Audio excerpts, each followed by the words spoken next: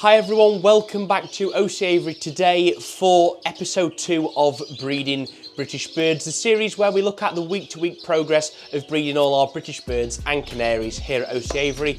Coming up in today's episode, we've got some nests of eggs set of various different species. We've got some excitement with the hybrids, and of course, we've got the heartache that comes with keeping and breeding birds. So we start today's episode with the bramble finches because we need to get the heartache out of the way for all the excitement that's going to come later. So the bramble finches, they've been paired up for over a month now. They were paired up as soon as I got them in early March from a good friend of mine, and we've had them in a cage and then recently moved them into this flight for breeding season. Now, when I was deep cleaning everything in preparation for the breeding season, I have to deep clean all the cages. I have to remove the cage fronts, I have to remove all the cage furniture, give it a really good deep clean, and then piece it all back together. And this is where I've made a mistake. I didn't put one of the cage fronts back on properly. It was slightly slanted, which meant that there was a line between the outside of the cage and the cage front, which was a V shape. Of course, in the bottom of that V is a very dangerous area that some bird keepers will know about, where birds can trap limbs and lose them. And that's sadly what's happened here, is that I've not put the cage front back on right. The birds found that problem. It was the male bramble finch. He ended up sliding his leg down that in a relatively short space of time between me cleaning it and going out of the bird room, and broke his ankle, broke his leg, and it was quite a mess. There was a fair bit of blood, and I ended up having to take him in, clean him up, disinfect the wound, and then piece what was left of his leg back together. I used some tape, I used some splints, and it was looking relatively okay. I thought he was going to make a full recovery, actually, as I have had birds do previously. He got the vein and he got a tendon, so he could basically move stuff. But it sadly wasn't meant to be. A week later, the foot had sadly died, the blood supply had ran out, and we ended up having to remove the foot.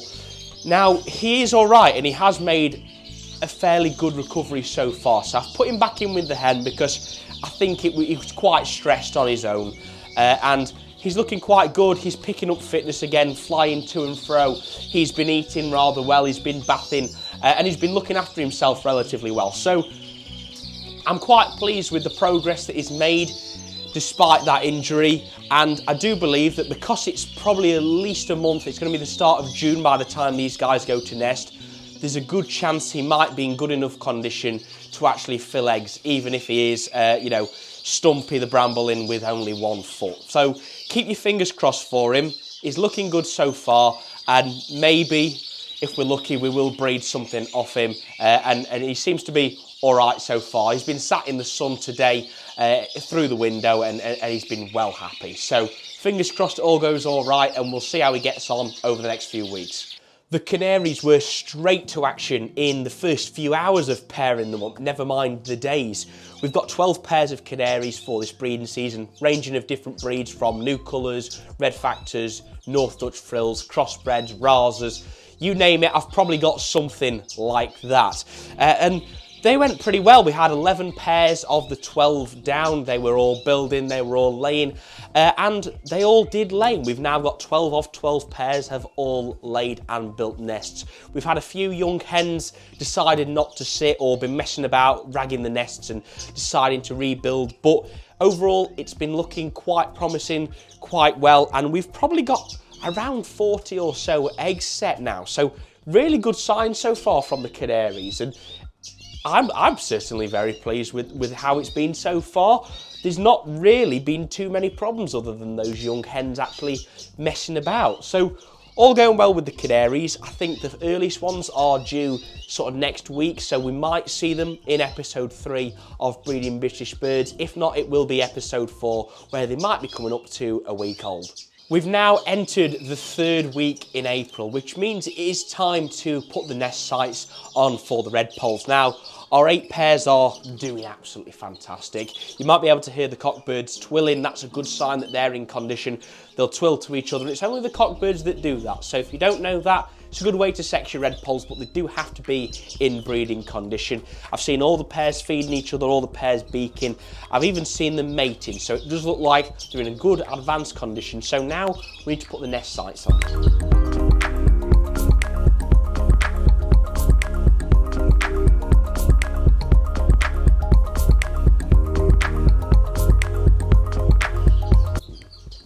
So that is all the redpoll nest sites on then for us. All 8 of them, external wire sites with fake ivy around them. You can see already they're straight to them, they're picking at that ivy, they're clearly excited by them. Now, you might wonder why am I not hanging these on the front, they're actually on the inside. And I've always done this out of habit because when I've had smaller bird rooms, I have been known to be relatively clumsy and catch nest sites that are hung on the outside, where now that I can't, they're hung on the inside and I just can't mess with them and accidentally catch them. And I found that has worked really useful for me in the past since doing that, because previously I have been known to have canary nest sites on the outside, for example, and catch them, and you can end up knocking them off, eggs go flying, chicks go flying.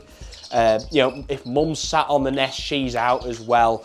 And it's just worked quite nicely for me. So especially if you've got a smaller bird room, little tip for you is hang your external nest sites on the inside, and then when you want to get to the eggs, you can just hang up your little external door like that, and you're not disadvantaged whatsoever, and your nest site is safe inside the cage. And I have found as well, it might just help the hens when they're sat in there, they just feel a little bit more secluded, a little bit more safe as well. You can see we've already got one of the hens gone straight into that nest site, so I've hung some Cecil nest material on the front, and we'll see what progress there is this time next week. It's been a little bit of a rough start with the greenfinches this breeding season. Not quite sure why. I'm checking if I've changed anything from last year, and nothing seems to be standing out obvious that could have caused it. And same for the weather. The weather has been a little bit iffy. We haven't had any real constantness, but either way, it's still only April. You know, I'm hoping that the second round will be more successful. But the reason why I'm complaining is because we've had 4 pairs build up outside. They've all laid, and we've had pair 3 in here smash some eggs in the bottom of their nest. Not too sure why. We've had pair 2 laid 1 egg and then ragged the nest and went to rebuild. Pair 1 actually has ended up actually doing all right, and is currently sat on, I think, 4 eggs. The pair at the end ragging nests and then rebuilding, and similar story for those inside. So it's been a bit of a rough start with them. Can't really put my finger on why. It was not too dissimilar. It's not dissimilar to last year in that the first round was a little bit hit and miss with it, and then as soon as we sort of got to mid-April and some of them either went that second round, that's when then we got like clutches of 4 or 5 chicks, and then they were rearing and getting on okay. So I must admit, I'm hopeful and touching wood here that they'll be all right. I think we just need a little bit of better weather, because again, you know, we had 20 degrees a few days ago in the day, and then last night it was about 2 degrees. So we'll see what happens, but so far, all right, I guess, with the greenies. Could have been worse. My biggest complaint with the greenfinches would actually be this pair in here. So this is a 4 foot wide double breeder. We've got a 2021 bred cockbird here and a 2022 bred hen. So they went to nest in this nest site here, built up fully, laid 3 eggs, but she laid 1 egg and then she missed 2 days and then laid the other 2.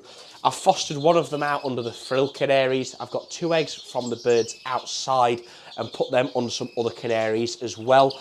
But it's ended up where he then went and battered her, really started fighting, wouldn't let her eat, wouldn't let her drink. And obviously you can imagine fairly quickly she was going badly. So put a divider in and kept them separate, and she's picked up, she's all right now. They've been feeding each other through the bars, and I'm probably going to leave her now another week or so and see if she goes back to nest. If she does, that's great, and we'll have to try them again. If she doesn't, we have got 2 spare hens that I kept back for this season in case of emergency like this that I bred last season that might work for us. So we'll see how they get on, and fingers crossed it all goes all right. We've also got the other pair in the flight cages. They've built up to a degree, not a big nest, but something of a nest. They've laid the first egg today. I've seen them mating, so hopefully, fingers crossed, we might get something going all right with the greenies fairly soon. So I said at the start of this video that we've got some excitement with the hybrids, and that's exactly what we've got. We've got the red pole bullfinch pair up here who built up, and we saw that last week. They laid the first egg the other day, but she only laid one because she then decided to go and rebuild the nest, and has pretty much done that now. So I'm hoping we'll get some more and she'll go back down again. But we've got one single red pole bully egg. I don't think it'll be full because the red pole was probably not in the top, obviously peak breeding condition in the middle of April. But either way, it's under one of the canaries down here. So fingers crossed we could have a red pole bully on the way. It's always worth a punt, and we'll see what happens. We've got the linnet mule pair here. They've got 3 eggs now. She's been sat 2 days. So I'm hopeful that we might have some linnet mules on the way. So that's a linnet cockbird with a young red factor hen. So hopefully they might be some nice, good coloured mules. The brown pastel siskin cockbird has put both his canary hens down. So the yellow dimorphic hen, she's on 5 eggs. The red-eyed clear cinnamon 5 hen, she is down on 4 eggs. They've both been sat 5 days now. So too early really to candle them, but I did set them purposefully on the same day, and the reason for that was that if we set them at the same time and we've got not all the eggs full in each nest, I can mix the nests, put the nests together, and then we have one hen rearing while the other one goes back down. Saves them rearing one, let's say one chick in one nest and 2 in the other.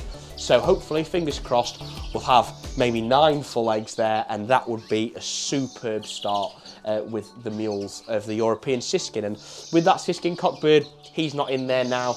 Put him in a flight in the young bird room to keep him fit, as they are quite prone to putting weight on, because they do pretty much target any of the fattening, really oily seeds in a seed mix. No matter what you give them, if there's Niger in it, they're going straight at that and only that.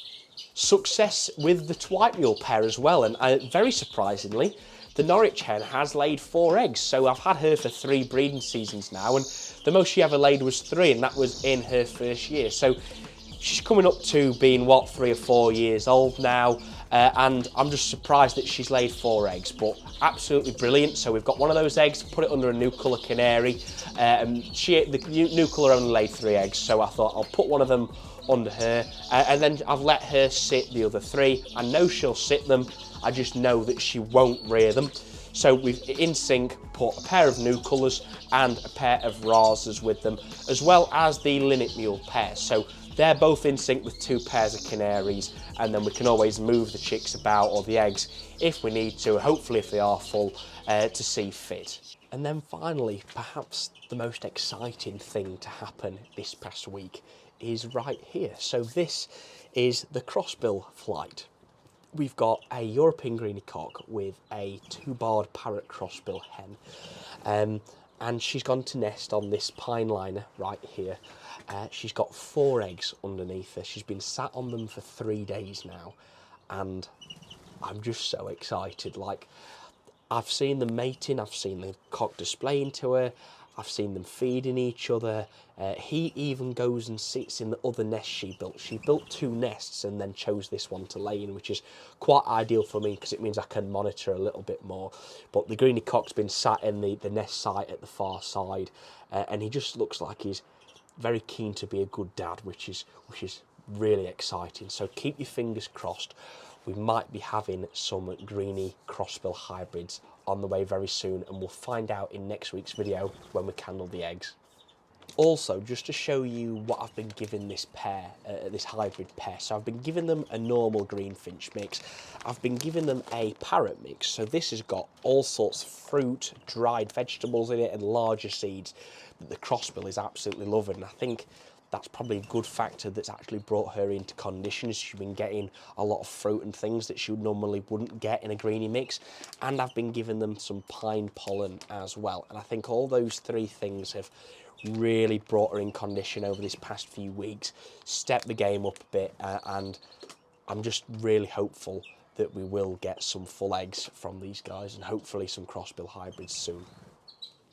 And finally, for the other pairs of native finches, the bullfinches have ended up in a bit of a mess where the hen laid one egg, she then laid one off the perch and it broke, laid another and it was the tiny egg, and then laid a final one that she ended up, I don't know if she stood on it or something, but I didn't really breed off this hen last year, so don't really know why she's done that. So I've ended up taking the egg that was left, putting it under a canary. I don't know if it's full or not. It's only been sat a week.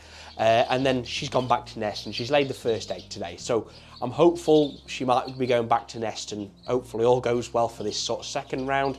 I have been giving them a bleached cocoa fibre this time to see them rebuild with, because I wanted to notice the difference between the original nest, which was built in the dark cocoa fibre, and the bleached cocoa fibre, so I knew if they were building a second nest to go to nest again. So yes, they are going to nest again. Obviously, we've got the first egg today, which is a good sign. The twites are getting there. I think because I bred the hen, I want to say sort of June time, she's perhaps a little bit early in maturity. So she's built up, but she hasn't laid yet. So I do think that's something that will come very soon. The linnets have been looking promising. I've seen the hens carrying material, just no real attempt to nest at this moment in time. But I don't think it'll be long before they actually do. So keep your fingers crossed there. And for the pair of native goldfinches, they've been getting on okay, but still, I think it's going to be another few weeks yet before we see any sort of movement with them. So if you have enjoyed episode 2 of Breeding British Birds, then please make sure to like the video and subscribe down below. It's very much appreciated. We've had a great response so far, and I hope we're on for a good breeding season to show you all.